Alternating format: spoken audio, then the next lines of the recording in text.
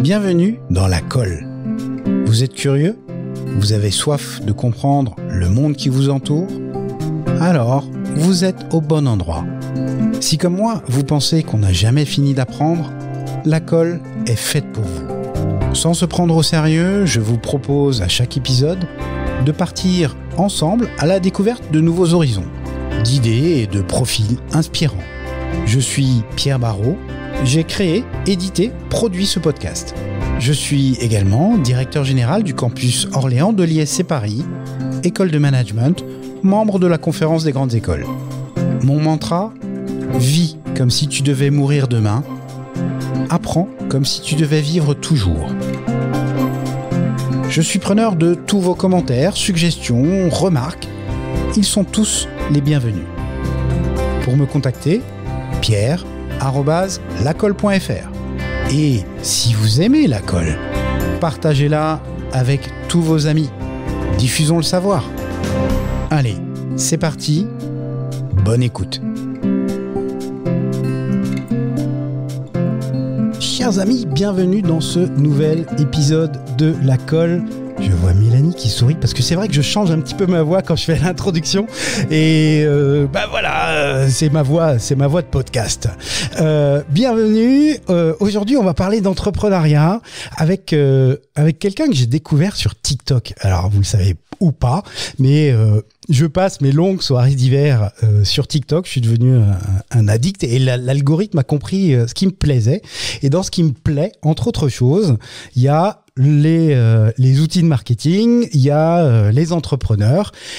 Et avec Mélanie, il y a un peu la conjonction de ça, ce qui fait que l'algorithme me l'a prouvé, me l'a mis en avant et j'ai adoré et consommé énormément de son contenu à partir de là.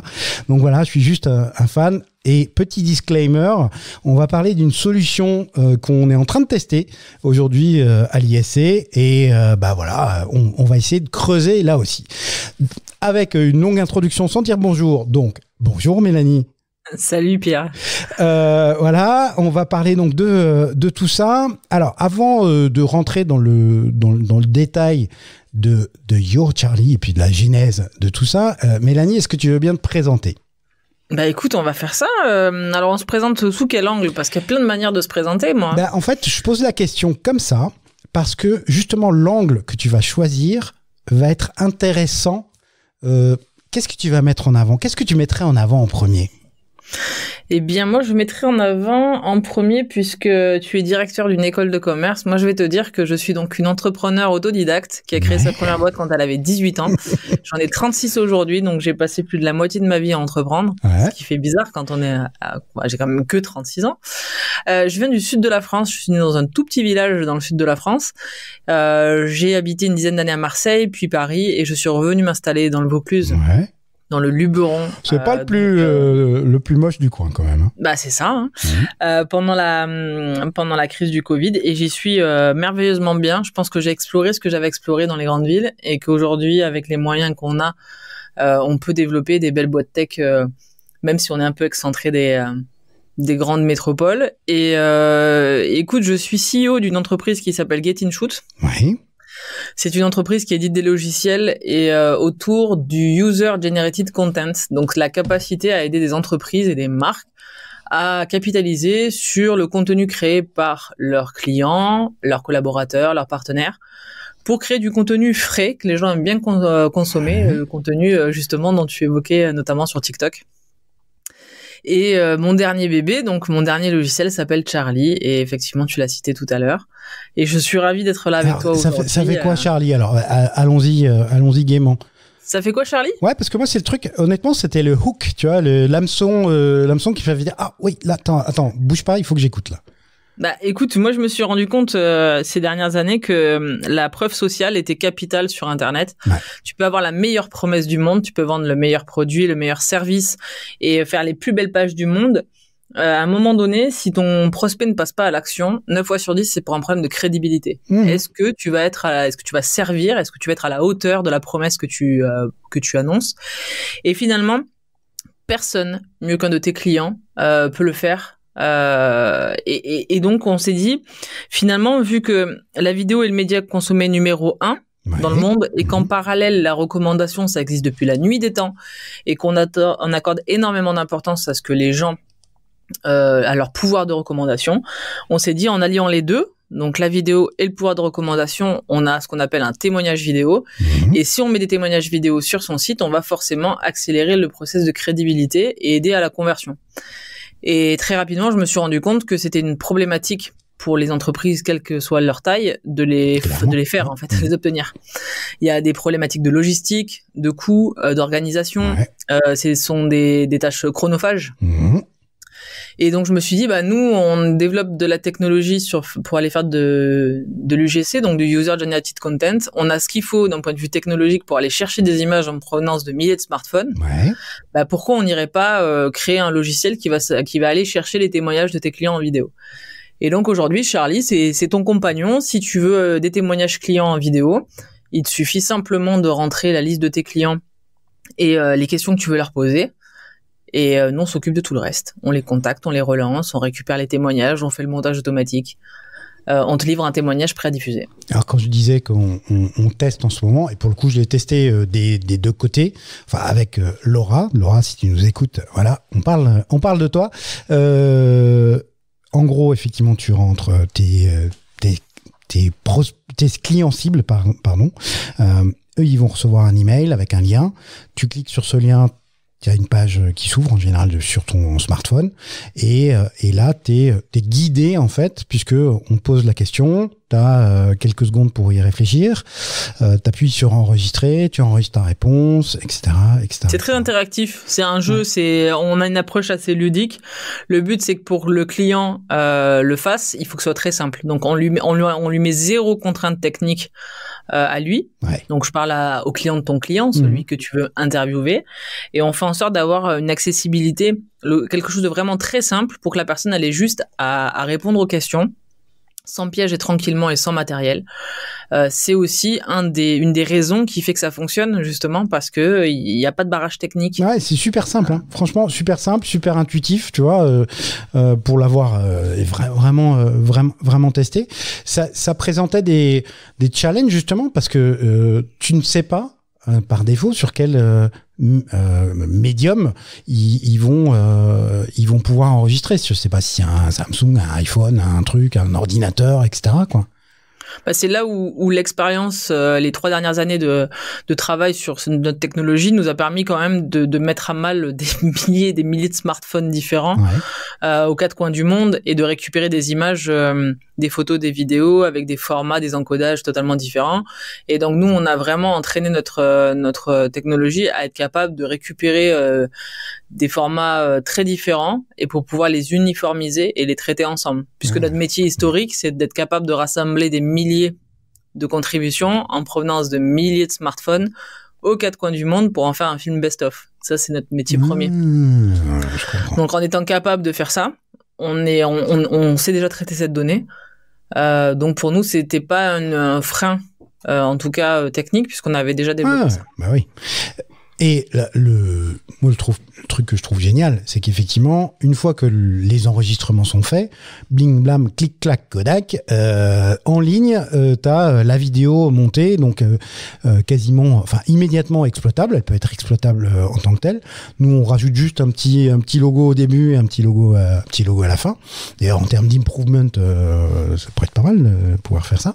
Et voilà, c'est juste génial. Donc tu vois, typiquement, nous, on l'utilise pour recueillir des témoignages de nos étudiants.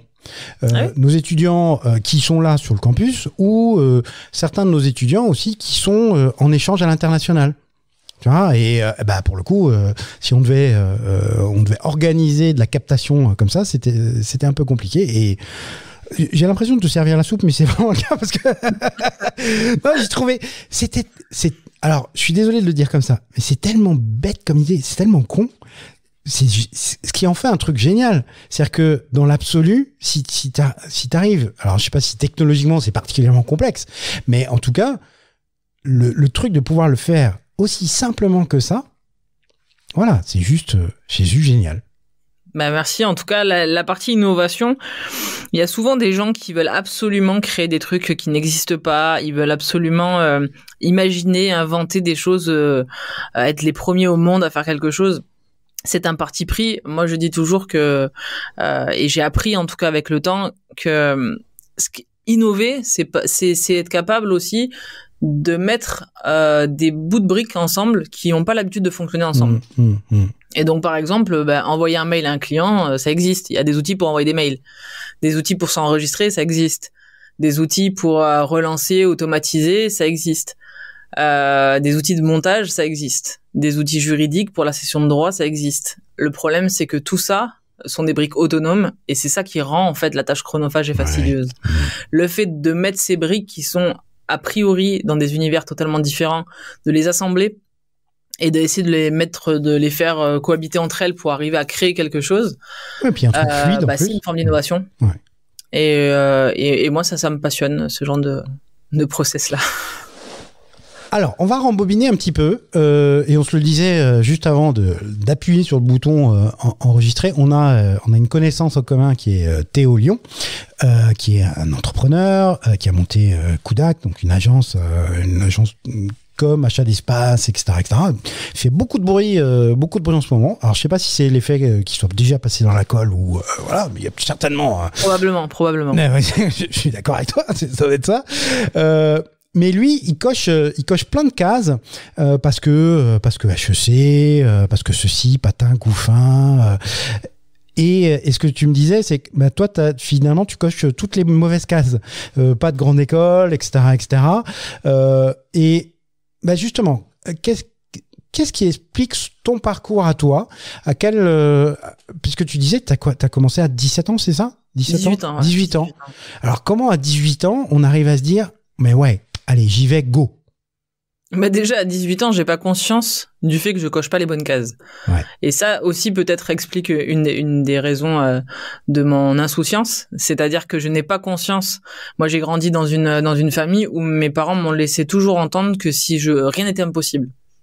Et que si je croyais en quelque chose et si je voulais faire quelque chose, ils me soutiendraient toujours derrière. Et j'avais vraiment cette motivation, peut-être naïvement, je pensais que oui, tout est possible. Et donc du coup, moi, à 18 ans, je ne vois pas du tout en quoi créer une entreprise est un problème.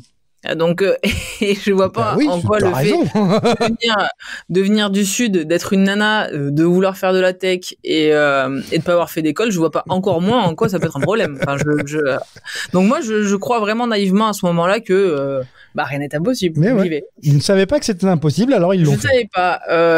Et ça tombe bien parce qu'en plus ça fait écho à une vidéo que j'ai sortie. Là, c'est il y a quelques jours où je reviens justement sur cette période-là.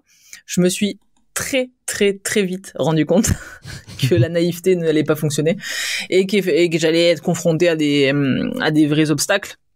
Donc j'ai évoqué brièvement le fait que je viens d'une petite région, d'une petite ville. Donc évidemment pour la visibilité, pour plein de raisons à l'époque c'était compliqué. Pour le réseau. Le fait d'être une nana aussi. Vraiment ça. Ouais. Je te parle de ça. Donc du coup il y a 18 ans. Oui, en plus, oui. Voilà, il y a 18 ans, c'était pas... Tu sais, moi, je suis un mâle blanc, cisgenre, 50 ans, etc. Donc, je suis dans tous les stéréotypes. Donc, voilà, la région, le fait que je sois une nana, le fait que je sois attirée par des métiers de tech sous-représentés, le fait que j'ai pas fait d'études, très vite, je me suis rendu compte qu'il y a un problème de crédibilité. Et c'est d'ailleurs, il y a que quelques semaines que j'arrive en fait à faire une boucle sur pourquoi je me lève le matin dans Charlie et pourquoi j'ai tant envie d'aider les entreprises à être crédibles. Ouais. Et en fait, je n'ai fait le lien qu'il y a 2-3 semaines, que finalement, c'est peut-être ma plus grosse souffrance que j'ai eue en tant qu'entrepreneur, c'était de manquer de crédibilité quand je me suis lancé. Beaucoup d'ambition, beaucoup d'envie, peu de crédibilité, parce que qui t'es toi pour qu'on t'écoute quand t'as 18 ans, que t'es une nana, que tu parles de tech dans le sud de la France et que t'as pas fait d'études. Donc, j'ai dû me battre dans le sens où j'ai dû fournir 2 fois plus, je pense, d'efforts que les autres pour pouvoir les convaincre de faire appel à moi. Tout est possible, mais ça va être plus dur. Hein. Ouais, voilà, tout est possible, mais ça va être plus dur. Ça serait parfaitement résumé là, en fait, ce que tu viens de dire. Et donc j'ai appris à travailler plus, j'ai appris à travailler vite, et surtout j'ai aussi appris à délivrer plus que les autres, en me disant que ça serait une manière de montrer qu'ils ont fait le bon choix. Je pense avec le recul que c'est une grosse erreur, mais le fait est que c'est ça en fait qui a forgé mon caractère. Parce qu'en fait finalement il n'y a pas de raison que j'en fasse 2 fois plus que les autres pour le même prix et pour la même prestation. Juste parce que je suis une nana jeune et... Ah oui, je comprends. Mais je me sens obligée, presque redevable, d'en faire plus parce qu'ils m'ont fait confiance. Mais si tu le dis à ton client, je vais délivrer 100 et que tu délivres 105, t'es bien. Si tu dis... Je te parle pas de 100, 105 là. Je te parle de 150 ou 100, 200, tu vois. Un truc complètement disproportionné, quoi. Ok, d'accord. Voilà. Parce que je pense que c'est avec Théo d'ailleurs, j'ai cette discussion où il disait, ben voilà, si t'as promis 100 et que tu délivres 99,9, ben t'es dans la loose. Alors dans la déception. Voilà. Donc il vaut mieux baisser le niveau d'expectative de ton client pour qu'il soit surpris et agréablement surpris. Ouais.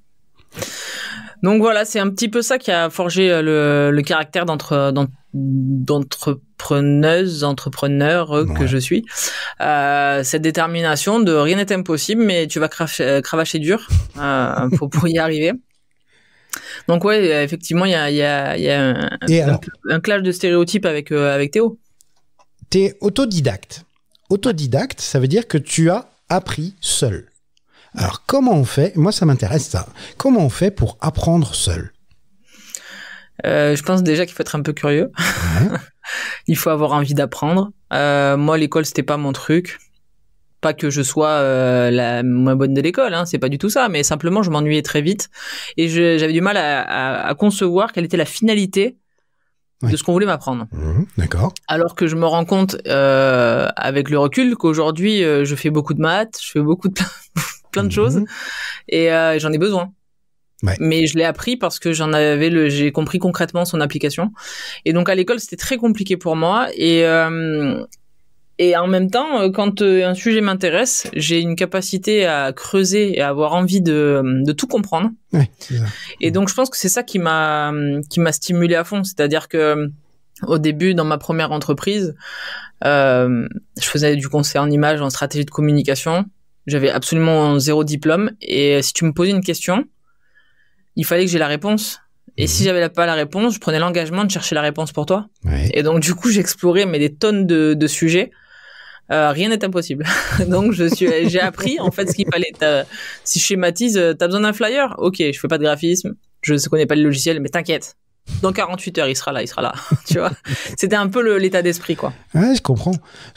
Et justement, alors, tes premières expériences, c'est quoi les leçons que tu as apprises le plus vite dans cette vie d'entrepreneur? Mais il y en a pas des tonnes de leçons, parce que j'aime pas trop donner des leçons. Mais en tout cas, moi, j'ai appris énormément de choses. Mais le premier truc que j'ai retenu, donc dans ma première boîte, ce que j'ai compris, c'est qu'une boîte qui ne repose que sur une personne, c'est hyper risqué. Métier de conseil, moi j'ai eu un accident de la vie, compliqué. Du jour au lendemain, j'ai pas pu continuer mon travail, j'ai tout perdu. Ma première boîte, je l'ai perdue comme ça. Et donc ça, j'ai retenu ça. Ça reposait sur toi. Voilà, c'est comme une profession libérale en quelque sorte, c'est le risque. C'est super, t'as une certaine forme d'autonomie dans plein de domaines, mais un gros risque, c'est que si tu veux vraiment créer une entreprise, je parle bien d'une entreprise, ça ne peut pas reposer que sur tes épaules. Ça, c'est la première leçon de la première boîte. La deuxième, c'est une boîte que j'ai construite, donc du coup en ayant ça en tête, que j'ai gardé 8 ans, qui a été rachetée. Là, j'ai appris la rigueur, j'ai appris l'ambition aussi d'aller chercher plus loin, de créer des process, d'essayer de construire quelque chose qui tourne et qui fonctionne. Mais là, je me suis vite retrouvée un petit peu ennuyée, parce que du coup, une fois que j'avais fait le tour des choses, en fait, c'était plus trop intéressant. Et dans cette entreprise, ce que j'ai appris, c'est que en tant qu'entrepreneur, pour garder la flamme, il faut garder la passion, il faut l'entretenir, et que entre être tout seul et être dans une zone de trop grand confort, après tu deviens un peu prisonnier de ta propre structure. Ouais, clairement. Donc ça, c'était vraiment pour moi la deuxième leçon avec cette deuxième boîte. Dans la troisième, qui était une boîte totalement créative que j'ai eu en même temps en parallèle avec la seconde. C'est une boîte de prod audiovisuelle. Je me suis rendu compte que la créativité est quelque chose de mal récompensé. Ouais. On vient te voir parce que t'es créatif, et quand tu proposes ensuite ton concept, les gens n'osent pas forcément aller au bout de tes idées et sont prêts des fois à dépenser des fortunes quand ce sont des grandes agences, mais quand ce sont des petites agences, elles ont toujours un petit peu quelques réticences. Donc voilà, j'ai compris que ma créativité n'était pas une source intarissable, et qu'à force de donner toutes ces idées en permanence à plein de gens, et qu'elle ne se concrétise pas, je m'éteignais petit à petit sur ma propre créativité, et je me suis fait la promesse que désormais ce cerveau-là, je le mettrais à profit de ma propre entreprise, égoïstement, après avoir vraiment aidé des centaines de boîtes, de me dire maintenant c'est pour moi, ma créativité c'est pour moi. Et donc voilà, la 4e c'est celle d'aujourd'hui. Il y a d'autres problèmes forcément, d'autres apprentissages, mais j'ai une équipe et ça j'en suis ravie. Je suis très contente d'avoir réussi à passer cette étape-là, et je m'éclate pas juste pour la frime. Ça change la vie quand même. Voilà, pas juste pour la frime, mais une équipe au sens littéral, des gens à qui je peux déléguer, à qui je peux faire confiance, et qui fait que ça pèse moins lourd sur mes épaules d'entrepreneur. Il y a suffisamment d'innovation pour que je ne m'emmerde pas, et je m'endors pas dans ma petite prison dorée, et ma créativité je la mets au service de cette boîte. Donc j'ai tendance à dire que celle-ci elle est pas mal quand même, elle est cool, elle est bien. Mais je suis sûr que si on se rappelle dans 10 ans et que il y en a une autre, je te donnerai les leçons de celle-là. Ah ouais, je suis d'accord. Comment on fait, parce que alors de mes années d'entrepreneuriat vraiment, j'avais une grande angoisse, je sais pas pourquoi, ça vient peut-être de mon éducation, mais j'avais une grande angoisse, c'était l'angoisse de pas pouvoir payer les gens à la fin du mois. Et donc ça m'a provoqué quelques nuits blanches. Et toi, tu fais ça depuis que tu as 18 ans. Comment on survit à ça? Alors, on peut pondérer ce que tu dis dans le sens où déjà, j'ai pas depuis que j'ai 18 ans des salariés. Ouais. Donc déjà, ça calme un peu. Mais ça arrive toi, vite, tu dois manger aussi. Ouais, moi je dois manger. Bon après, il y avait un côté un peu marche ou crève. Ça, c'est une question d'état d'esprit. Au-delà du fait que j'ai pas fait d'études, la problématique aussi, c'est que mes parents m'ont mis devant un peu un mur en me disant, bah c'est où tu vas travailler, où tu fais des études, mais tu peux pas rester à rien faire. Ouais. Vu que les études c'était compliqué, et que travailler ça l'était probablement encore plus, puisque j'avais du mal à. J'avais vite fait le tour. J'ai fait quelques tentatives d'embauche, mais au bout de 3-4 jours, j'avais l'impression d'avoir déjà fait le tour de l'entreprise. Encore une fois, naïveté aussi, un peu insolence de la jeunesse aussi, avec le recul. Un grand classique, ça. N'ayant pas d'autre choix que de faire ça, finalement. Je suis entrepreneur parce que je ne sais pas faire autre chose et que je n'arrive pas à m'intégrer ailleurs. À ce titre-là, il faut que je me débrouille. Et donc, le prix à payer pour ça, c'est évidemment beaucoup de détermination, mais c'est aussi accepter que si ça marche pas, j'ai toujours dit, je ferai n'importe quel job si ça marche pas, pour manger, en fait. Ouais. Et j'avais aucun problème là-dessus. Je m'en foutais. Qu'il fallait faire de la plonge ou n'importe quoi, je l'aurais fait, c'était pas un problème. À condition de financer mon laboratoire d'idées folles qui était mon entreprise, en quelque sorte. Donc voilà, j'ai toujours dit que c'est une indépendance qui coûte cher. Qui coûte cher en temps et en temps de vie, quoi. Mais ouais, pour faire rentrer de l'argent, bah, j'ai fait ce qu'il fallait, comme il fallait, comme je pouvais, surtout. Comme je pouvais les premières années. Mais voilà, j'ai eu de la chance. Il y a des, ça a bien marché dans ma première boîte, mais je l'ai perdue parce que j'ai eu un grave accident. La deuxième a très bien fonctionné. J'étais loin d'être millionnaire, mais ça me permettait de vivre correctement, de payer ce que j'avais à payer, mais ça me stimulait moins. Un lifestyle business. Suite, ouais. Voilà, et donc après voilà, c'est un équilibre à trouver entre est-ce que si tu es entrepreneur au départ avec pour unique motivation le fait de gagner bien ta vie, je pense que tu te trompes de voie au démarrage. Ouais. Ça peut pas être la seule motivation, ça peut en faire partie, mais ça doit pas être la seule. Donc, je pense que la passion doit dominer l'envie de gagner de la thune. parce que quand il y a les coups durs, si t'as pas la passion qui te tient. Quand les downs sont là, quand t'es au fond du trou, que rien ne va, rien ne marche, tout le monde te lâche. Il vaut mieux que tu aies un peu la grinta, comme on dit, un peu la flamme à l'intérieur qui fait que tu t'accroches, parce que sinon, si tu attends juste la partie financière. Donc oui, bah ouais, c'est pas toujours facile, et j'ai vécu des nuits et des mois à pas savoir comment j'allais payer les gens à la fin du mois. Ouais. Et bah c'est vrai, c'est dur. Comment t'as pris la décision de quitter Paris? Franchement, il y a rien de foufou. Covid. Ouais. J'ai la chance d'avoir mes parents qui habitent dans le sud. Je les ai rejoints. On est revenu dans le sud. Okay. Et quand on a vu la nature qui s'est transformée en quelques mois, quand on a vu l'air qu'on respirait et cette espèce de Dolce Vita qu'on avait en bas, on s'est dit mais pourquoi on remonte? Quel intérêt en fait? Aucun. Et surtout que contraint et forcé, on a fait le job quand même. Oui, c'est vrai. Le job on l'a livré. Moi j'ai pas arrêté de travailler. Donc au final, si je peux faire la même chose. Le Covid t'a prouvé que ça pouvait se faire à distance, ouais. Ouais. Et au final, ça me colle parfaitement. Ok. Aujourd'hui, sur le développement de Charlie, justement, vous en êtes où? C'est quoi la phase dans laquelle tu estimes être aujourd'hui?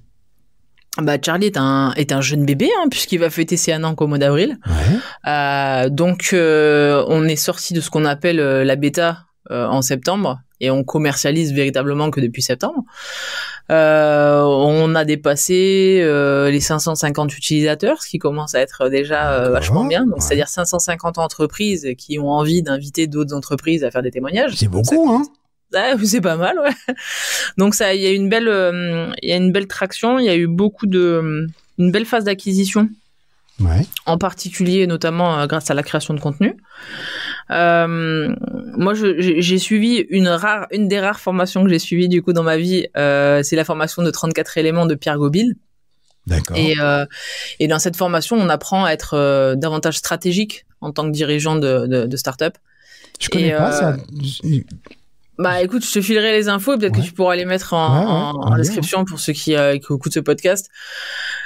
Au-delà du fait que si vous êtes passionné par les histoires d'entreprise, il a un joli parcours, Pierre. C'est un joli parcours d'entrepreneur, très intéressant. Et en fait, il s'est rendu compte que dans la majorité des échecs des startups, on aurait pu en éviter beaucoup suite à des choix stratégiques. Ouais. Ou qui plus est, le manque de choix stratégiques de certains. D'accord.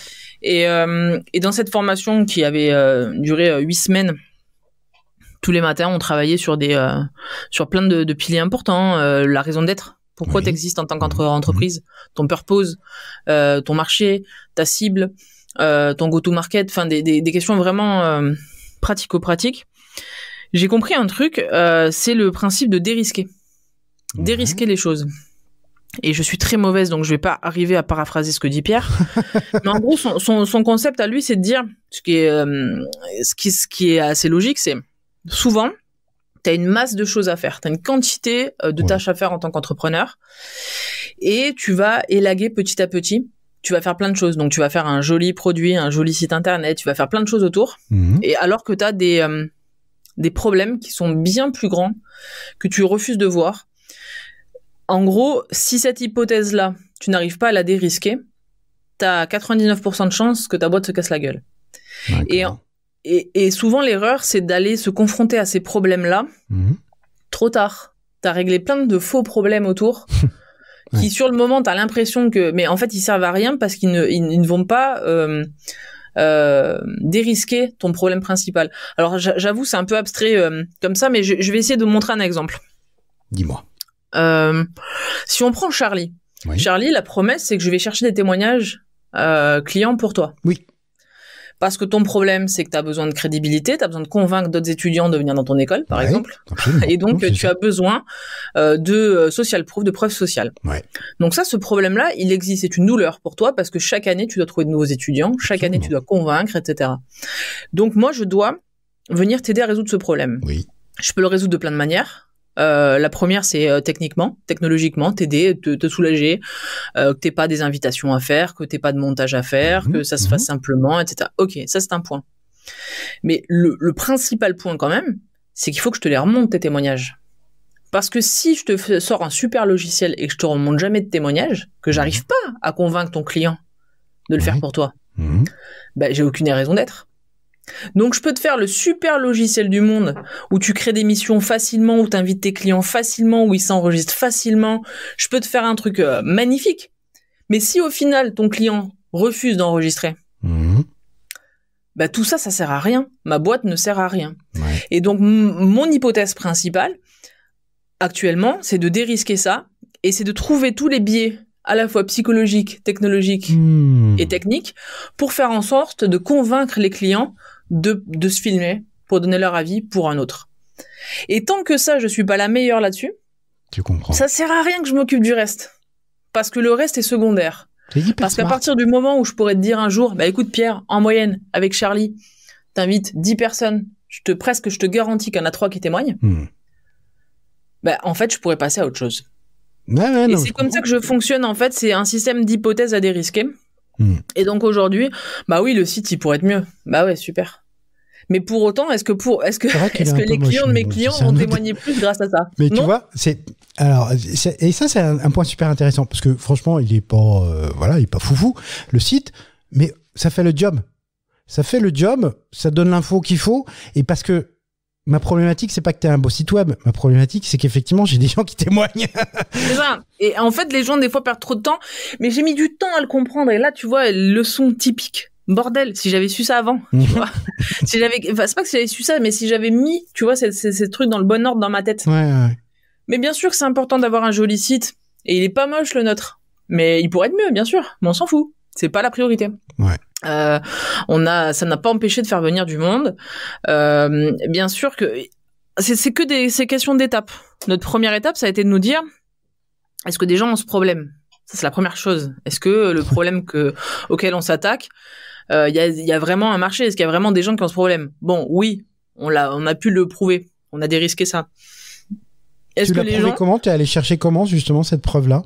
Bah, la première chose, c'est d'être de faire de l'acquisition directe sur la problématique. Voir si les gens avaient besoin de témoignages vidéo et avaient conscience de ce problème-là.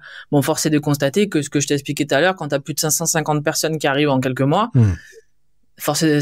voilà, là, les chiffres t'aident à te rendre compte que tu réponds à une souffrance. Ouais. Ensuite, est-ce que les gens vont oser inviter leurs clients? C'était l'hypothèse d'après. Donc là, on a pu la dérisquer puisqu'on se rend compte que pratiquement 0,9 clients sur 1. Ouais. Donc, vous avez compris, 95% de nos clients ont au moins créé une mission à Charlie, ont au moins invité déjà des gens. Ouais. Donc ça prouve qu'ils sont prêts à le faire. Donc on dérisque. Est-ce que les gens sont prêts à payer pour ça? Bah oui, on voit des gens qui achètent, des gens qui rachètent et des gens qui re-rachètent. Donc voilà, là on a pu dérisquer cette partie-là.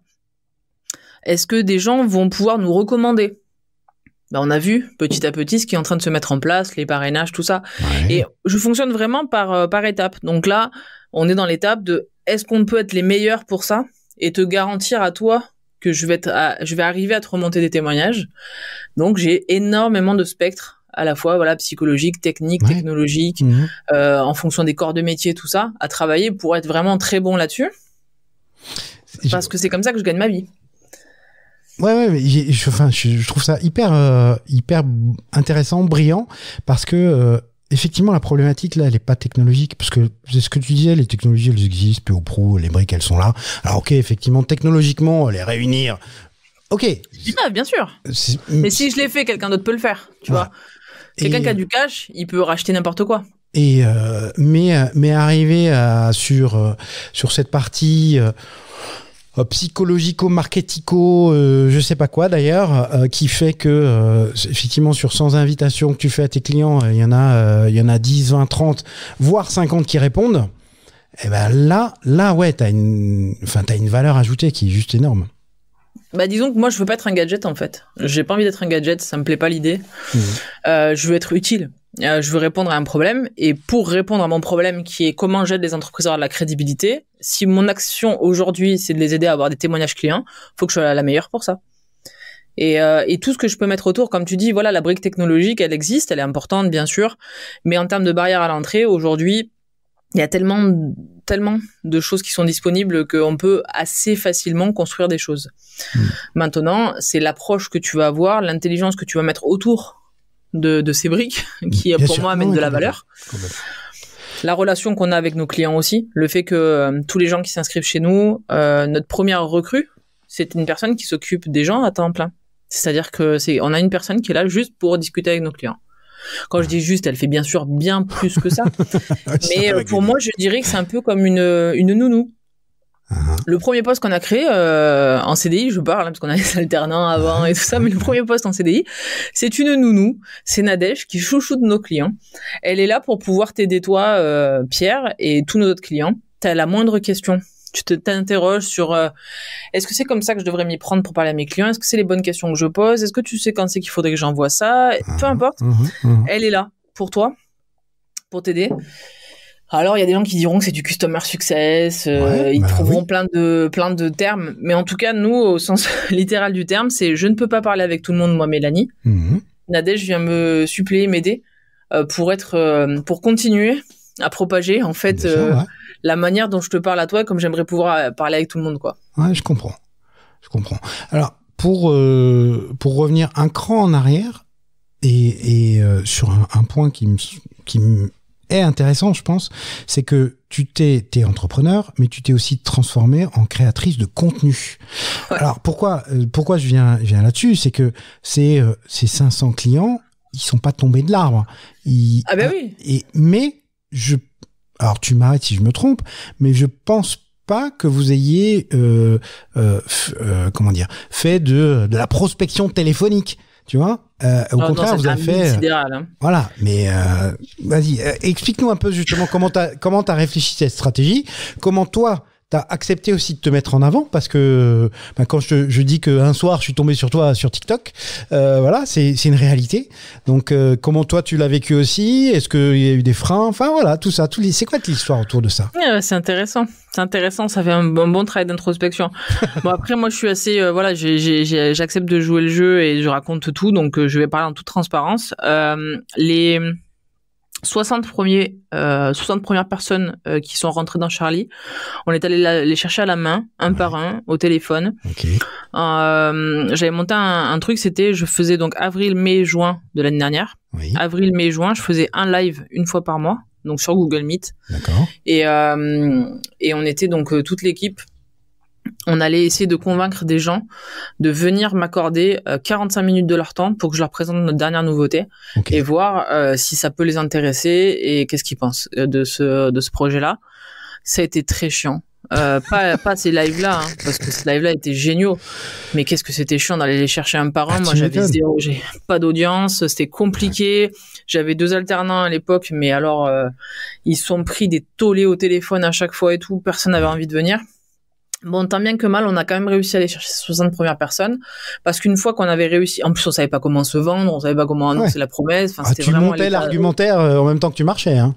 C'est ça. Et par contre, ce qui était fou, c'était qu'à chaque live, par contre, emballement général, quoi. Ceux qui étaient là, qui étaient présents, ils kiffaient. Ils ont acheté très vite déjà. Et donc ça, déjà, ça m'a quand même bien motivé. Par contre, je me suis dit, merde, mais s'il faut déployer autant d'efforts pour aller chercher les gens comme ça va être très compliqué, parce que on n'a pas précisé pour ceux qui écoutent le podcast, mais quand je parle de Charlie, pour utiliser Charlie aujourd'hui, c'est gratuit. Pour demander à tes clients de témoigner, c'est gratuit. Tu ne payes que si on réussit à te remonter le témoignage. Ouais. Et pour ça, tu as des packs qui coûtent entre 60 et 250 euros. Donc, on parle d'un témoignage qui te coûte entre 20 et 15 euros, quoi. Faut en faire du volume. Donc, on est sur des très petits montants, donc il en faut du volume. Et là, je me suis dit, oh là là, ça va être compliqué avec un modèle à la performance. Le contrat est cool, puisque le client, il prend pas de risque. Il sait que si nous, on est mauvais et qu'on n'est pas bon dans son image de marque, on va pas lui remonter de témoignage et ça lui aura rien coûté. Donc, pour que ça marche, c'est étendu. Et donc, du coup, ce que je me suis dit, c'est qu'à un moment donné, ça allait être épuisant d'aller chercher les gens un par un, qu'on avait, entre guillemets, une petite, déjà, tendance avec ces 60 premières personnes, qui étaient majoritairement de mon réseau, de notre réseau, quoi. On en a parlé avec mon associé. Mon associé a fait quelques tests de petites pubs. Ouais. Donc vraiment des petites pubs sur Facebook, sur Instagram, des choses comme ça. Mais alors un bide, mais intersidéral, quoi.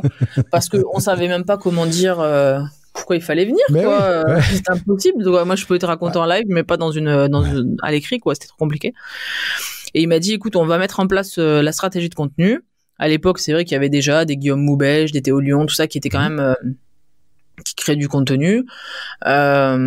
Et moi, j'avais une vieille chaîne YouTube que j'avais ouverte il y a longtemps où je racontais déjà un peu mes conneries que je faisais en tant qu'entrepreneur ou quand j'ai déménagé de Marseille à Paris. Enfin, tu vois. Et j'avais ma chaîne et donc on est reparti là-dessus. On s'est fixé un rythme de malade. C'est une vidéo tous les lundis soirs à 18h42 où je fais du building public et je raconte donc ma vie d'entrepreneur. Pourquoi 18h42 ? Bon, c'est un peu nul quand je dis ma vie d'entrepreneur, mais j'essaie de partager avec ceux qui me suivent des raccourcis, des rencontres que je fais moi, pour essayer peut-être de leur faire gagner du temps et de pas de partager en fait ce que moi je vis et mes rencontres en essayant d'accélérer certains qui oseraient peut-être pas aller rencontrer les gens que je vais voir. Donc ça c'est tous les lundis. Et pourquoi 18h42 ? J'ai promis que si dans un an personne n'a trouvé pourquoi, je ferai une vidéo spéciale. Ok, d'accord. Donc voilà, 18h42, mais tu peux t'inscrire au concours à essayer de trouver pourquoi. Ok, d'accord. C'est un mystère. Donc tous les lundis à 18h42 et ensuite on fait du TikTok. Donc ils sont soit des extraits de ces vidéos-là, soit vraiment des vidéos faites pour TikTok. LinkedIn, Twitter, Instagram, YouTube Short. Ma voix baisse, mais je suis toujours là, vous inquiétez pas. C'est juste c'est la liste est longue. C'est un travail de titan. Ça c'est le next step. J'ai trop envie. Ça pour le coup ça me démange. Mais on fait aussi des lives sur des plateformes comme Webikeo ou sur LinkedIn. Ouais. C'est un travail colossal qui vient se rajouter à tout le reste. Mais tous les gens aujourd'hui, 99,9% des utilisateurs de Charlie viennent de là. Viennent de cette stratégie de contenu. C'est-à-dire qu'ils nous ont découvert soit sur LinkedIn, soit sur TikTok, soit sur Twitter. Ça fait plus classe de dire qu'on t'a trouvé sur LinkedIn que sur TikTok. Bah non, mon plus grand compte, il m'a trouvé sur TikTok. Ouais. Parce que les gens qui bossent dans les grands comptes, ils vont aussi sur TikTok le soir. Oui. Et voilà. Et donc, en gros, c'est un peu comme une pyramide, mais inversée. LinkedIn, TikTok, Insta, ça marche pas bien. Moi, j'arrive pas à le faire. J'ai pas compris comment ça craque encore. En fait, ce genre d'endroits-là, les webinaires aussi, sont des hameçons, en quelque sorte. Ouais. Des petits, je jette en quelque sorte un petit caillou en disant, est-ce que ça peut t'intéresser? Souvent, les gens qui découvrent ces vidéos-là recherchent un peu pour savoir qui je suis, ce que je fais, tout ça. Atterrissent souvent sur des formats plus longs. Donc les replays des lives ou les vidéos YouTube, où là, donc j'en ai perdu beaucoup en cours de route, mais l'audience se qualifie au fur et à mesure, elle descend petit à petit, et donc on arrive sur YouTube sur des formats plus longs. Et parce qu'ils ont été interpellés, parce qu'ils ont trouvé le contenu intéressant ensuite du format plus long, ben en général ça en découle par une inscription sur Charlie, ou une visio, ou un message qui fait qu'après ils ont envie d'en savoir plus et d'avancer. Justement, alors, tu as fait une vidéo que j'ai trouvée hyper intéressante sur avec et sur Oussama en allant sur son offre Better Call Ous, voilà. Bien avant le buzz, bad buzz, voilà, on est d'accord. Bien avant le. Mais moi, je suis un peu comme Théo. J'ai du mal à brûler les idoles que j'ai pu avoir. Mais dans tout ce qu'il a pu dire, au-delà de toute polémique, il y a vraiment des trucs, au moins, ça prête à réflexion. Et moi, une de mes questions, c'était justement, t'es une entrepreneuse chevronnée. Est-ce que sur une demi-heure comme ça, il a réussi à te sortir un tilt? En fait, c'est marrant parce que cette question, elle revient, mais elle revient très souvent. C'est une question qu'on m'a posée souvent. Et je m'étais fait la promesse que dans cette vidéo-là, j'allais pas faire le jugement. J'estime que chacun doit pouvoir prendre sa position et choisir s'il a envie de faire ça ou ça. C'est pas à moi de lui dire tu dois faire ça. Les gens ne sont pas des moutons, comme tu dis aussi. Ce sont des entrepreneurs, ils doivent faire leur choix. Je m'attendais pas à des miracles en une demi-heure. Simplement, comme tu le dis aussi à juste titre, j'aime pas brûler non plus les gens, comme tu dis et comme Théo l'a répété. quoi qu'on pense de ce que d'Oussama, il est certain, et je pense que personne, par contre, ne pourra remettre en cause le fait qu'il a quand même beaucoup apporté à l'écosystème entrepreneurial français en inspirant toute une génération de créateurs d'entreprises. Alors, anecdote. Ouais, puis il tape dans la fourmilière. Ouais. Comment ? Il tape dans la fourmilière de temps en temps, puis voilà. Voilà. Alors, évidemment qu'il a son tempérament, sa marque de fabrique, etc. et tout. Mais voilà, il a amené une forme de storytelling qu'on connaissait difficilement ici. Il a ouvert des portes. Et moi, j'y suis allée avec un objectif bien précis. C'était 3 questions que j'avais à lui poser. Et donc, je suis allée vraiment lui poser ces 3 questions-là. Et donc, en synthèse, et dans ce que je raconte dans cette vidéo, c'est que j'avais préparé mon entretien, je savais pourquoi j'y allais, je savais exactement ce que je voulais lui demander, et donc en ça j'ai eu les réponses à de ce que j'attendais. Mais si tu y vas, si tu prépares pas ton truc, et si tu penses qu'il va te donner une réponse ou une solution, ça ne c'est pas le Messie non plus. Hein. Ouais. Moi j'attendais pas de solution en fait. J'attendais un point de vue. Moi c'est ça que je suis allé chercher, un point de vue sur toi question. C'est ça qui m'intéressait le plus. Donc, en ce sens-là, j'ai pris son point de vue. Est-ce que j'applique, est-ce que je suis en phase avec tout ce qu'il me dit ? Ça, c'est personnel. C'est moi qui choisis si je veux ou pas. Mais j'ai eu ce que je voulais, un point de vue. D'accord, ok. Mais d'autres me diront, mais va demander à ton voisin. J'estime quand même que, regarde son parcours, son point de vue. Ouais, il a quelques heures de vol intéressants qui peuvent faire que son avis est intéressant. Mais justement, tiens, sur les réflexions sur le business model de Charlie, en t'écoutant comme ça, je me disais, tiens, il y a un truc intéressant, peut-être, je sais pas si ça l'est, mais c'est ceux qui sont aujourd'hui, ceux qui ne sont pas les clients de Charlie, et typiquement je pensais aux agences d'études marketing. Pourquoi ? Parce que une de leurs vraies problématiques justement, c'est de recueillir de l'info pour des clients, pour leurs clients, et que c'est pas forcément évident, que aujourd'hui et puis pendant le Covid ça a dû être compliqué aussi de faire déplacer les gens. Tu sais, on imagine la salle où on met 15 consommateurs avec une vitre sans teint, blablabli blablabla, chez BVA, Nielsen, j'en passais des meilleurs, et je me dis, mais tiens, un outil comme ça, couplé à la base de données d'un grand nom des études marketing, ça peut faire un truc de fou furieux. Il y a énormément d'usages à l'engouement UGC, donc tout ce qui est User Generated Content, il y a énormément d'applications, énormément d'usages. Moi, ça fait 3 ans que je creuse ces sujets. Ouais. On est un peu à la bourre ici, on le sait, hein, il faut toujours que ça marche ailleurs pour qu'en France on se dise, allez, si on regarde un petit peu. Parce que le français est innovant, à condition que quelqu'un d'autre l'ait fait avant lui. Donc, tu vois, il y a quand même un côté un peu chiant quand toi t'es vraiment innovant. Et donc, du coup, j'ai pas mal creusé ces sujets. Et c'est pour ça qu'aujourd'hui, donc, je parle majoritairement de Charlie, mais au sein de Get In Shoot, l'entreprise, on a un autre logiciel notamment qui permet d'aller chercher et recueillir en volume des retours, et on pourrait très bien imaginer des retours de tests produits, des choses comme ça a déjà été fait, des retours de collaborateurs aux 4 coins du monde, des choses comme ça. Il y a d'autres manières de l'utiliser aussi, autrement que celui qui est vraiment basé sur les témoignages clients.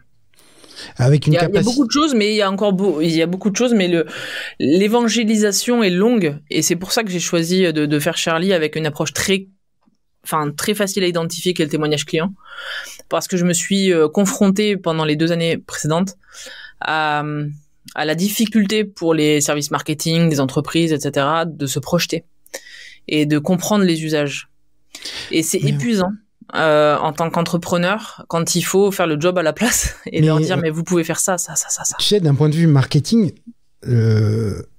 ce qui je pense qui est hyper pertinent dans ton approche, dans votre approche, c'est la lisibilité de l'offre. C'est clair, comme de l'eau de roche. Voilà. Ça fait pas 3 milliards de trucs, ça fait un truc et ça le fait bien. Ça le fait bien.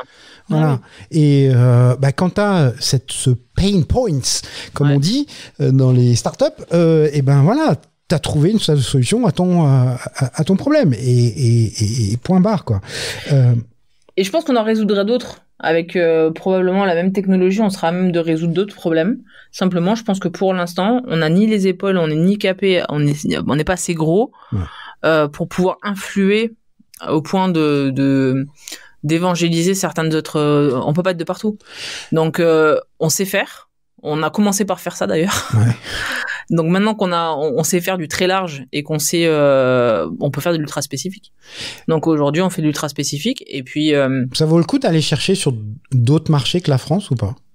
Je pense, et c'est, tu vois, dans des choix stratégiques, quand quand t'as une position d'éditeur, du coup, de logiciel, tu peux te poser la question, est-ce qu'il vaut mieux étoffer ton catalogue ou aller ouvrir à d'autres marchés? Au moment où je te parle, je peux pas te dire avec certitude, mais moi je pense que la social proof c'est un problème auquel on va être confronté de plus en plus dans les années à venir. Arriver du deepfake, les IA avec les vidéos et tout, il va y avoir des problématiques autour de l'authentification, pouvoir certifier que ce sont des vidéos conformes. Donc je pense qu'il va y avoir tout un truc là-dessus. Moi ça me titille beaucoup d'aller répliquer le modèle dans d'autres pays, au moins en Europe déjà, à commencer par l'Europe. D'ailleurs, quand j'ai des clients qui font des petites blagues à part, hein, mais quand les clients lancent des missions à leurs clients étrangers, on a des scorings meilleurs qu'aux clients français, quoi. Et c'est vrai, hein. Ils sont déjà plus ouverts, je pense, dans d'autres pays que nous. Aussi. Donc, by the way, je pense qu'il faut qu'on travaille. Il y a cette question-là, internationalisation, qui est une bonne question, et l'autre question en parallèle, qui est de dire, mais est-ce qu'on n'a pas aussi vocation à creuser d'autres axes en dehors des témoignages vidéo pour les clients? Bon, écoute, aujourd'hui, je pense qu'on n'est pas obligé de prendre une décision tout de suite. Tu vas lever des fonds à un moment ou pas? On a levé l'été dernier. Alors, on n'a pas fait une com de malade là-dessus, puisque c'était un tour de seed. C'est pas un gros tour. On pourrait même dire du pré-seed, hein, vu les montants en France. Encore une fois, les stéréotypes m'ont vachement aidé, hein. J'ai mis 15 mois à lever des fonds, c'est un enfer. Voilà. Ouais. Petit Alors, message. je vais pas te faire mal, mais je déjeunais avec un HEC ce midi qui, lui, a mis 4 mois pour quasiment 1 million. Non, mais je sais, mais ça me rend dingue. Et je veux absolument pas décourager les gens. Bienvenue dans un monde meilleur. Mais il y a une vraie différence. Il y a une vraie différence que j'ai compris trop tard. On m'y reprendra pas, hein. Cette erreur-là, encore une fois, je la ferai pas 2 fois, mais j'ai compris vraiment que, pour parler levée de fonds, il y a un discours, il y a des cases dans lesquelles il faut faire entrer les bons mots aux bons endroits. Ouais, mais là aussi, faut apprendre, juste, voilà. Faut apprendre. Et là, moi, je suis super contente des gens qui sont rentrés. C'est un fonds d'innovation, c'est Massif Innovation qui est rentré l'été dernier. Ouais. Donc avec vraiment une approche qui est vraiment expérimentale. C'est pas juste un fonds qui met des billes et qui vient juste. Un partenaire industriel. Ouais, il y a une véritable implication et tu sens que t'es pas juste un numéro et un compte en banque. Très agréable en tant qu'entrepreneur. Et aussi un partenaire technologique qui est à Marseille, qui s'appelle Versus Venture et qui a une particularité, c'est qu'il connaît très bien le marché du e-commerce en France. D'accord. Et qui nous aide à développer un produit qui ressemble à un cousin de Charlie qui s'appelle Rec Reviews et qui permet d'aller automatiser la collecte d'avis clients en vidéo sur un site e-commerce. Pardon. Et donc tout ça fait que oui, j'ai déjà levé des fonds l'été dernier. Et voilà, je crois que j'ai répondu à ta question. Du coup. Pourquoi t'as appelé ça Charlie? Pourquoi j'ai appelé ça Charlie? Écoute, franchement, j'étais avec mon associé Vincent et au début, ceux qui ont connu la V0 de Charlie, quand tu cliquais sur le lien pour enregistrer ta vidéo, t'avais un espèce de petit bot qui parlait avec toi. Salut Pierre, ça serait vraiment cool si t'enregistrais un témoignage pour Mélanie. Elle te remercie infiniment d'être là, machin. Et on s'est dit, il faut un robot avec un nom qui soit en quelque sorte non genré pour que tout le monde puisse l'imaginer un peu comme il veut. Charlie, ça peut être une fille, Charlie, ça peut être un garçon, chacun peut faire un peu. Et il nous a fallu 5 minutes chrono pour trouver ce prénom-là qui passe des deux côtés. Parce qu'à l'époque, on savait pas, c'était un robot, donc on pouvait pas lui donner de genre. Et au final, on a trouvé Charlie, on a kiffé ce prénom Charlie, et entre-temps, le système de bot n'existe plus. Il n'y a plus ce discours-là, mais c'est Charlie, et c'est Charlie qui est, moi je dis tout le temps, c'est un peu comme un assistant vidéo qui bosse pour toi. Okay. Et voilà. Alors, il se trouve que dans mon escarcelle, j'ai pas mal de jeunes et de moins jeunes qui écoutent le podcast et qui se posent la question de l'entrepreneuriat. Et alors moi j'ai plein de réponses à ça, mais ce qui m'intéresse c'est toi, tes réponses. Quelqu'un qui vient de voir, je suppose que ça doit arriver d'ailleurs, qui vient de voir. Quand on est entrepreneur, il y en a toujours plein qui disent ah oui mais moi je rêve de faire ça, puis moi je veux faire ça, puis sur le tas il y en a quelques-uns qui se lancent mais pas tant que ça. C'est quoi les conseils que tu leur donnes aux jeunes et aux moins jeunes? Il n'a jamais été aussi facile de créer une entreprise que maintenant, d'un point de vue purement 3000% administratif et technique. Il y a 18 ans, c'était bien une autre galère. Ouais. Aujourd'hui, c'est très très simple de créer une entreprise. Il y a énormément de contenu à disposition pour se former, même sans avoir fait des grandes écoles. Absolument. Et en même temps, il y aura un problème énorme qu'il va falloir se différencier et sortir du lot. Parce qu'au plus il y a de la création d'entreprise, au plus il y a des entrepreneurs, au plus il y a potentiellement des gens qui vont faire le même job que toi, qui auront la même idée que toi. Et donc j'aime pas trop donner des conseils parce que je dis toujours que hors contexte, le conseil, si tu le places pas dans un contexte, ça va être un peu tendu. Mais je dirais, en premier, c'est pas parce que tu connais pas quelqu'un ou c'est pas parce que t'as pas vu quelqu'un qui avait la même idée que toi qu'elle n'existe pas. C'est une grosse connerie de penser que t'es le seul à avoir eu cette idée. En fait, si t'y as pensé, il y a forcément un couillon qui s'est levé en même temps que toi un jour et qui a la même idée que toi. Sur les quelques milliards d'êtres humains, il y en a un dans le tas. Il y en a forcément un couillon qui a la même idée que toi. Donc du coup, arrête de croire que parce que t'as fait 3 recherches sur Google et que t'as pas vu de concurrent, que t'es le seul au monde. Déjà, il faut savoir que pas de concurrence égale pas de marché. Il faut se poser des questions. Ouais, super. Donc en fait, bénis le fait d'avoir des concurrents. Alors il faut pas en avoir 3 millions non plus, sinon c'est saturé. Mais si finalement tu trouves un peu des concurrents, ça devrait plutôt te rassurer, plutôt que l'inverse. Donc arrête de vouloir être unique au monde. Ton unicité, ta seule chose qui te rend unique, c'est toi en tant qu'entrepreneur. Il y en a pas 2 au monde les mêmes. Mais ton produit, ton service, ton machin, il y a forcément quelqu'un qui s'est déjà posé la question. Donc ça serait le premier conseil. Ça t'évitera surtout de t'enfermer dans ta bulle pour rien et de vouloir faire signer des NDA à tout le monde. Ah, on est d'accord, c'est chiant. Voilà. Donc reste juste... Alors NDA, Non-Disclosure Agreement ou accord de confidentialité. En général, c'est un grand truc chez les wannabe entrepreneurs. Ils pensent être persuadés d'avoir l'idée du siècle. Mais je veux pas te dire ce que c'est. J'ai trop peur qu'on me la pique. Mais au moment où il accepte, quand même, il te fait signer un papier de 15 pages qu'il a chopé, copié-collé sur Internet et qui t'interdit de parler pendant 10 ans. Voilà. C'est ça. Donc ça, c'est vraiment pour moi le premier conseil. Le deuxième, ne pas faire ça que pour l'argent. Ouais. Parce que sinon tu risques ça va être long, hein. Ça va être long. Et à moins un gros, je dis souvent que l'entrepreneuriat et la mise sur le marché d'un produit ou d'un service, c'est toujours une adéquation entre un momentum ou un kairos, comme on veut, enfin le bon moment, quoi. Ouais. Et il y a des facteurs chance. Il y a des facteurs chance que tu maîtrises pas. La bonne rencontre avec une personne, un client qui va te voir sur TikTok, tu vois. Il y a plein de choses. C'est con, hein, mais ça marche. mais voilà. Mais en fait, ce facteur chance, tu peux pas le maîtriser. En revanche, tu peux le provoquer. Au plus tu vas prendre des initiatives, au plus il y a de chances. Au plus tu vas ouvrir tes écoutilles, au plus il y a de chances qu'un jour tu sois que cette chance arrive en fait. Mais te dire aussi que tu peux avoir les plus grandes idées du monde, ce qui va te distinguer de celui qui réussit, c'est ta capacité à les exécuter. Avoir des idées, il y en a plein qui en ont. Avoir des bonnes idées, on en perd déjà pas mal au passage. Avoir des bonnes idées, être capable de les exécuter, là on en perd, c'est un gouffre. Et donc voilà, ne pas rester trop dans l'idée. Et à un moment donné, se mettre un petit peu, se confronter à la réalité et la capacité d'exécution de cette idée. Et enfin, le dernier, donc ça fait 3, ce serait de ne pas trop se focuser sur le produit et penser un peu plus au problème vraiment principal qu'on souhaite résoudre. Et avant de faire un beau packaging, déjà penser si le produit à l'intérieur, il fait le job. Et surtout s'il y a des gens qui sont prêts à l'acheter ce produit, parce qu'en fait si tu te fais juste kiffer toi et que ça te fait plaisir et que t'as personne qui est prêt à l'acheter, ça s'appelle pas une entreprise, ça s'appelle un kiff, mais c'est pas une entreprise. Voilà.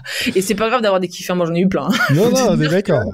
J'en ai eu des tonnes. Mais si tu veux faire une entreprise, il faut qu'à un moment donné tu puisses faire un peu d'argent et pour ça il faut que le produit il serve pas qu'à te faire plaisir à toi. Alors, grande problématique, là aussi, des wannabe entrepreneurs, c'est que ils ont peu, ou pour certains, ils ont peu ou pas de connaissances techniques, mais ils pensent avoir l'idée du siècle, et donc ils vont chercher des techos.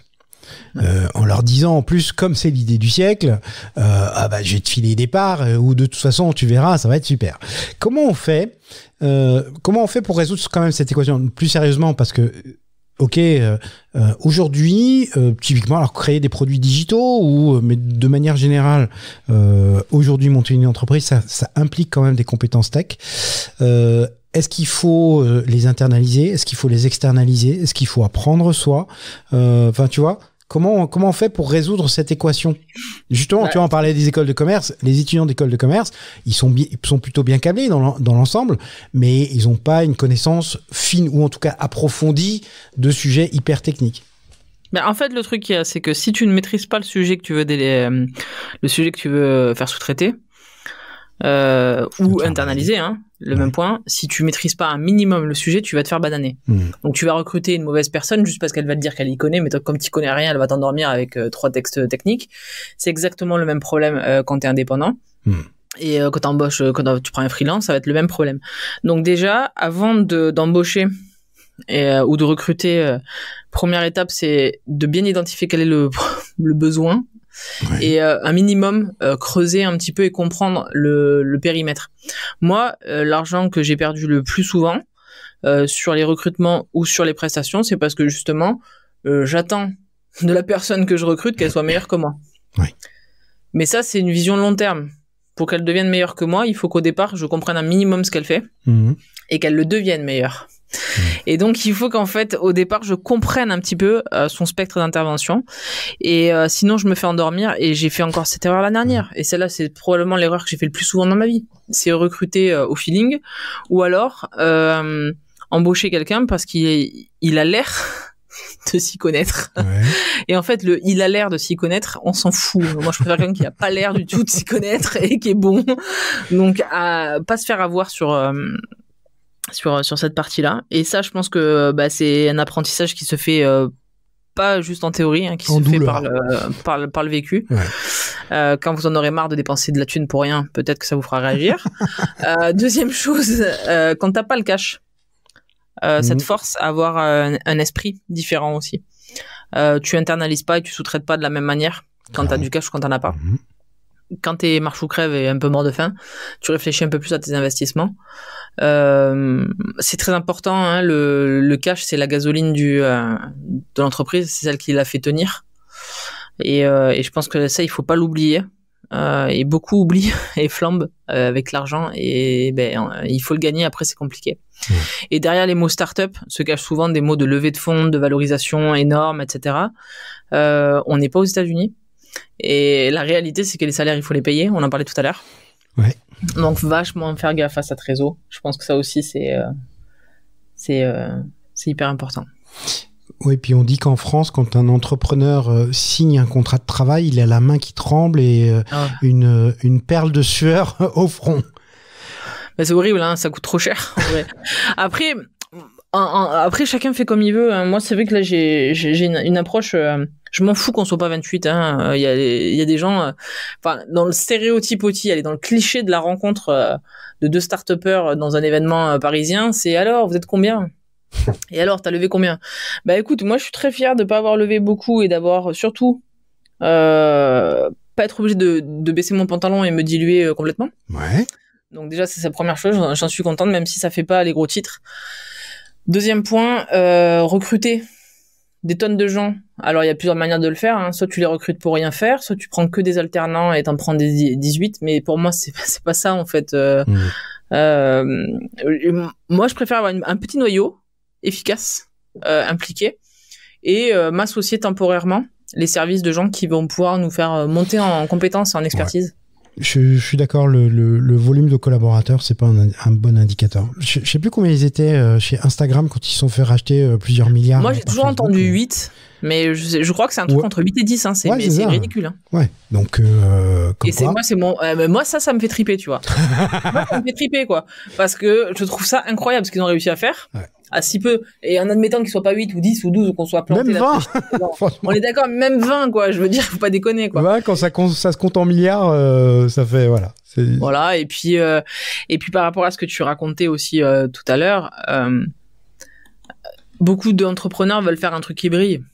Mais, je sais plus, je crois que l'autre jour, j'ai vu passer un post sur LinkedIn qui parlait de ça aussi. En vrai, on s'encarre, un petit peu, parce que l'idée du siècle, justement, il y a la notion de siècle à l'intérieur. Ça veut dire que ça arrive une fois de temps en temps. Et que c'est bien. Rien n'est impossible. Mais tu vas beaucoup travailler. C'est ce qu'on disait au début. Si c'est vraiment toi qui as l'idée du siècle, c'est cool. Mais on ne peut pas être déjà dans la même pièce. Quand on se parle à 5 entrepreneurs, avoir à 5 l'idée du siècle, c'est pas possible. Tu vois, il y a déjà un problème. Statistiquement, il y a un problème. Statistiquement, ça va chier un endroit. Donc, du coup, tu peux te rabattre sur d'autres business, qui sont peut-être moins lumineux. Mais ce post-là, LinkedIn disait, écoute, si tu montes une super société qui fait du lavomatique, que t'arrives à faire des millions de chiffres d'affaires, t'es un super entrepreneur respectable, quoi. Donc, t'es pas obligé de partir dans des trucs de fou furieux. Tu sais, juste avant toi, j'enregistrais avec un gars qui est DG d'une boîte de construction et on se faisait la réflexion sur la famille Bouygues. Tu vois, à la base, c'est des mecs qui posaient des parpaings, hein. Voilà, il y a rien de plus con que poser des parpaings. Sauf que derrière, tu peux en faire un empire, il suffit de le faire. Mais l'avantage qu'il y a aussi, c'est rien de plus con que poser des parpaings, mais en même temps, si tu le fais bien, tu le fais déjà mieux que plein de gens. Donc du coup, c'est une manière de te démarquer. Ouais. Et en fait, il y a plein de métiers sur lesquels il y a des choses à faire.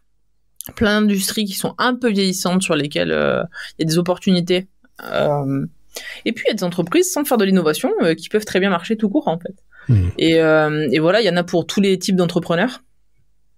Je pense que le mot entrepreneur, derrière ce mot se cache beaucoup de choses différentes. Oh oui, beaucoup de réalité, on est d'accord. Voilà. Justement, enfin non, pas justement, c'est un mot de liaison qui n'a rien à voir ici. Donc ça a rien on t'excuse, c'est pas grave. Et même les directeurs d'école de commerce, ils font des bêtises, hein, c'est pas grave. C'est clair. Quel bouquin, est-ce qu'il y a un bouquin qui, toi, t'a marqué, frappé, un truc où tu dis ça, il faut que je le file à tout le monde? Alors, tu vois, je suis très mauvaise élève. Hein. Ouais. J'ai eu un frein avec la lecture pendant, je sais pas combien de temps, pratiquement 30 ans. Pour moi, la lecture était égale livre, égale contrainte, égale école. D'accord.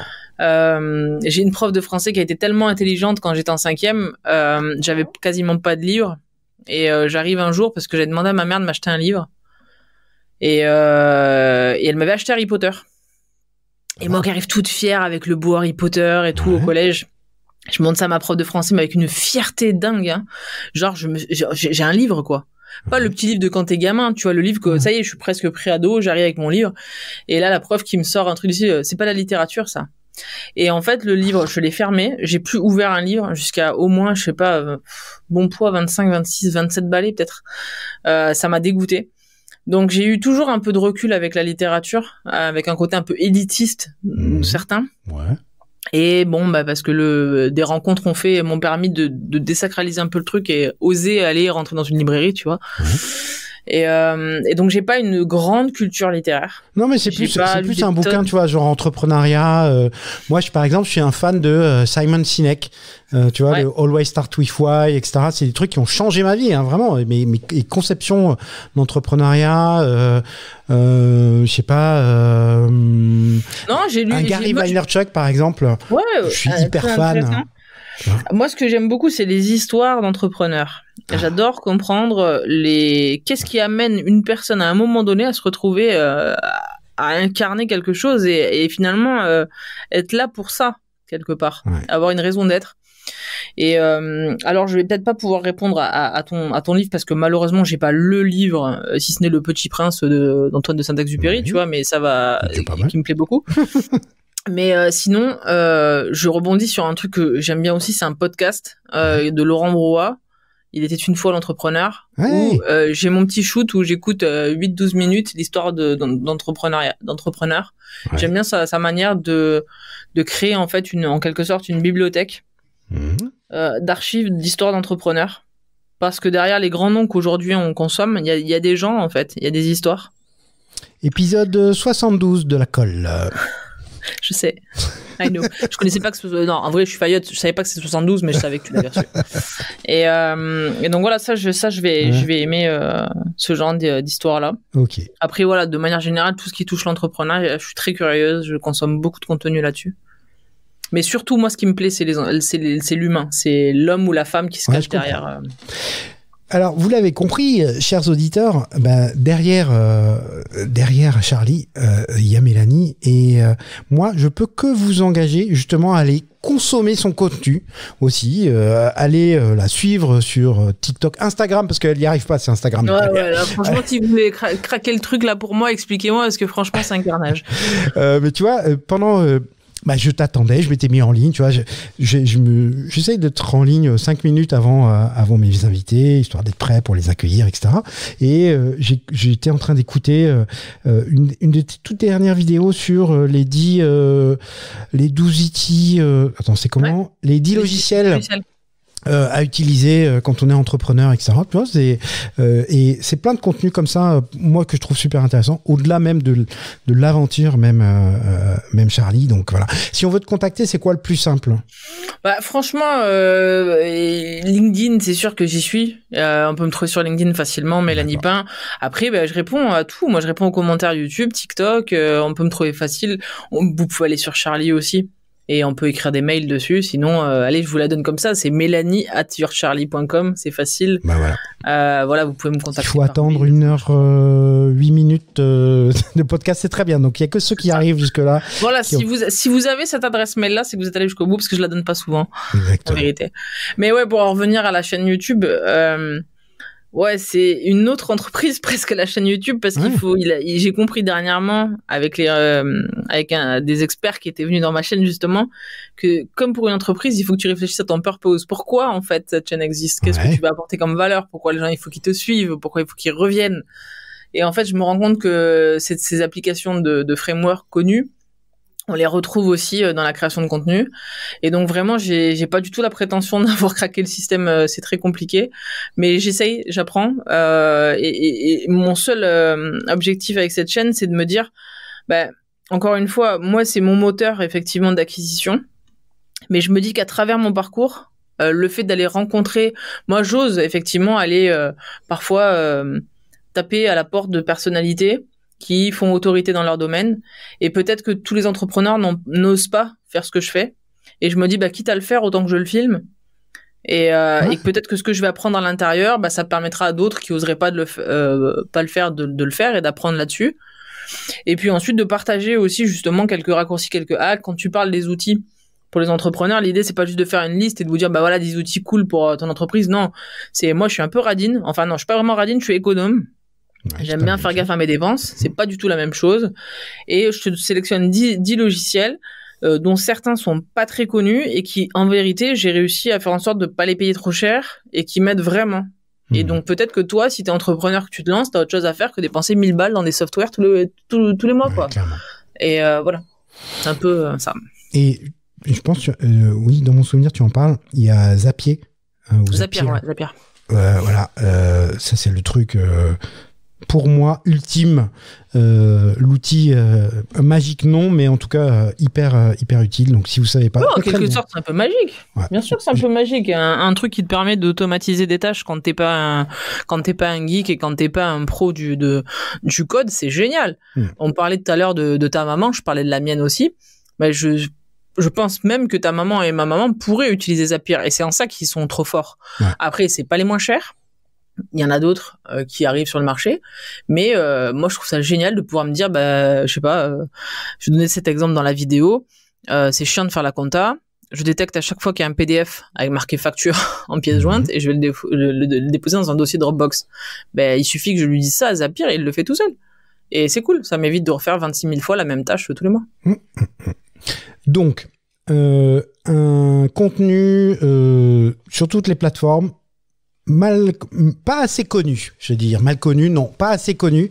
Donc voilà, un truc de qualité, et voilà.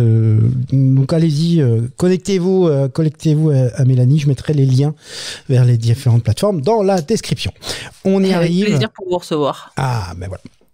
On y arrive vers les 7 dernières questions. Et quelle question, si vous saviez, je vais souffrir. Mais, contrairement à pas mal d'invités, au moins t'as préparé, ce qui n'est pas le cas de tout le monde.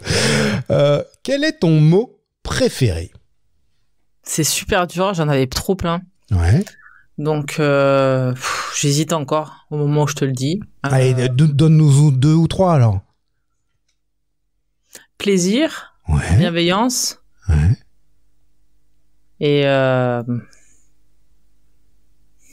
et choucroute? ouais, non, je peux pas quand même. Ça craint. Sinon, tu vois, je viens de passer plus d'1 heure avec toi. Si je sors un mot tout pété à ce moment-là, vous allez croire que c'est un truc, mais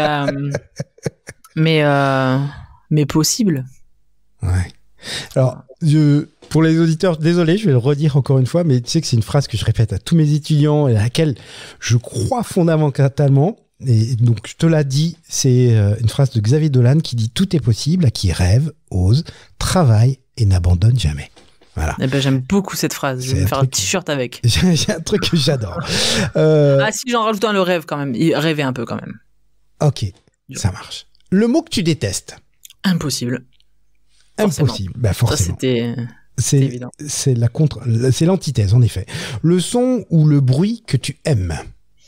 Mes petites cigales dans le sud de la France. Le chant des cigales. Ou l'eau des fontaines du Vaucluse.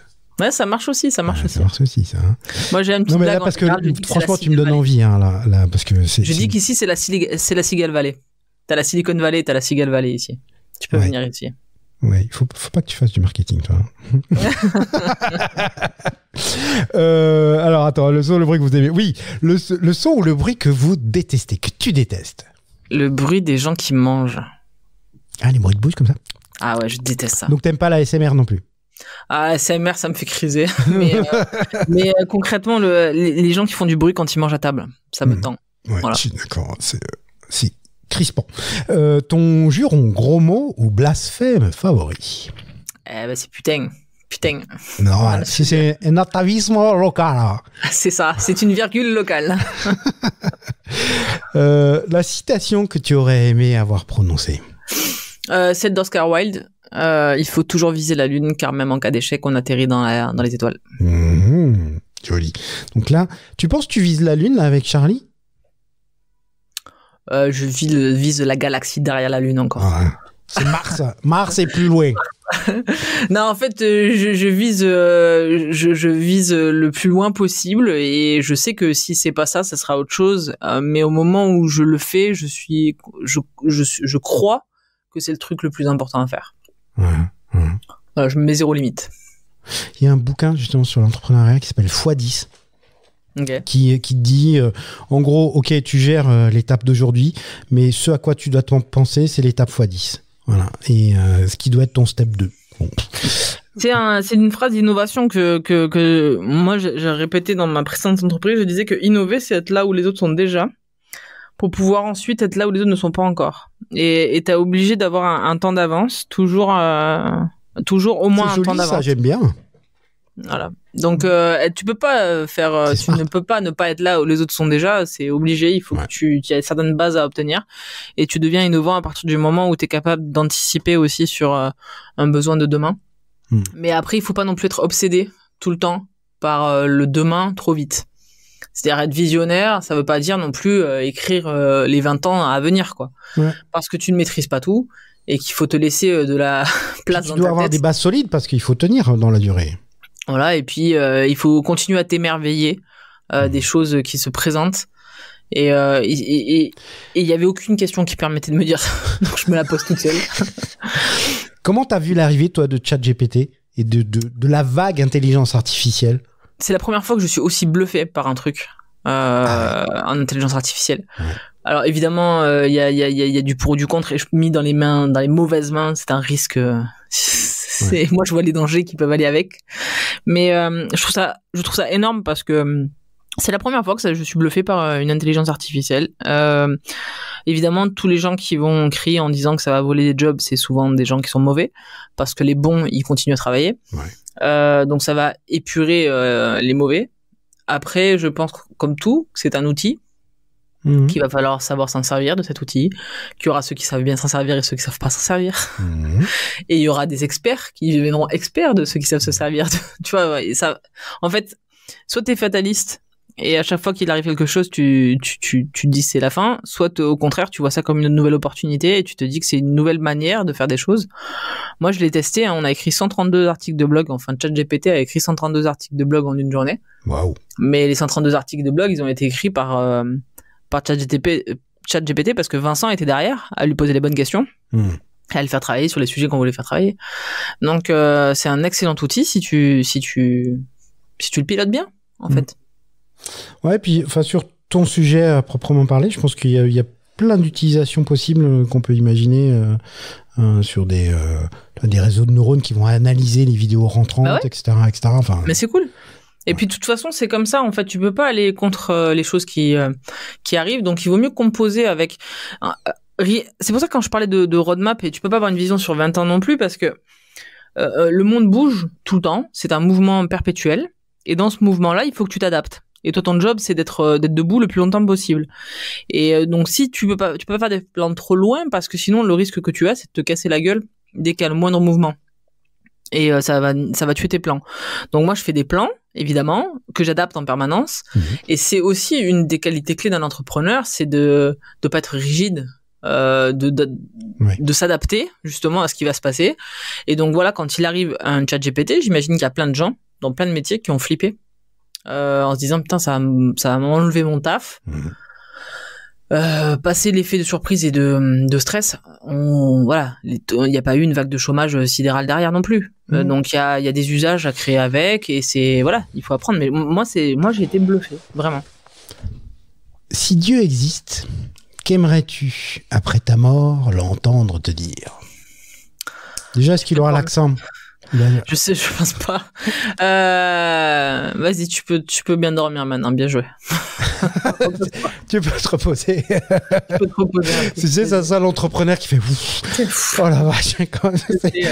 C'est comme les gens quand ils me demandent tu crois en la réincarnation et machin et tout, je dis attends gars, je t'explique, déjà une vie c'est épuisant. Moi j'ai 36 balais, j'ai déjà fait 4 boîtes, j'ai l'impression d'avoir vécu 52 vies. Tu veux que je fasse quoi là, vraiment? Tu veux vraiment que je la refasse une derrière? Non mais non, attends, écoute, quand elle sera finie. Je peux juste te dire un truc, c'est que j'aurais poncé mes neurones et j'aurais essayé de faire le maximum de choses avec ce que m'a donné ma tronche, et que pas de regret, mais une fois que c'est fini, c'est fini. Stop. Ok, c'est joli. Mélanie, encore merci beaucoup du temps qu'on a passé ensemble. Enfin voilà, je suis fan définitivement. Donc allez consommer tout le contenu que Mélanie peut créer. Allez regarder Your Charlie. J'ai testé pour vous et franchement, il y a des trucs, en tout cas, peut-être pas adapté à tout le monde. Moi, j'ai trouvé ça, en tout cas dans notre problématique, hyper intéressant. Donc voilà, on peut te souhaiter quoi là pour les mois qui viennent? Bah écoute, toujours la santé, ça c'est la base, mais de continuer sur la bonne dynamique qu'on a réussi à créer avec l'équipe. Ouais. On arrive à vraiment avancer, on fait notre petit bout de route. On arrive à passer des beaux paliers. On a de plus en plus de gens qui nous rejoignent et du coup, qui connaissent déjà qui on est par l'intermédiaire des podcasts, des vidéos, tout ça. Et donc, continuer à avoir des clients qui nous ressemblent, c'est ça qui est trop fort. Parce qu'on attire finalement, grâce au contenu, des gens qui nous ressemblent. Et ça, c'est cool. Et encore plein de belles rencontres, et puis qu'on passe des nouveaux paliers et que tu puisses revenir dans quelques temps te dire, écoute, c'était pas juste un beau projet. C'est une belle entreprise. Voilà. C'est noté. Rendez-vous est pris pour dans pas longtemps. Allez, bye bye Mélanie. Allez, bye Pierre, et bye à tous ceux qui nous ont écoutés, c'était un plaisir. Salut. Bravo, vous avez tenu jusque-là. Merci de votre écoute. Si vous avez aimé cet épisode, partagez-le sur les réseaux sociaux, allez mettre 5 étoiles et des commentaires sur les plateformes de podcast. Abonnez-vous à notre newsletter. Et dans tous les cas, à très bientôt pour un prochain épisode de La Colle. Et n'oubliez pas, tout est possible à qui rêve, ose, travaille et n'abandonne jamais.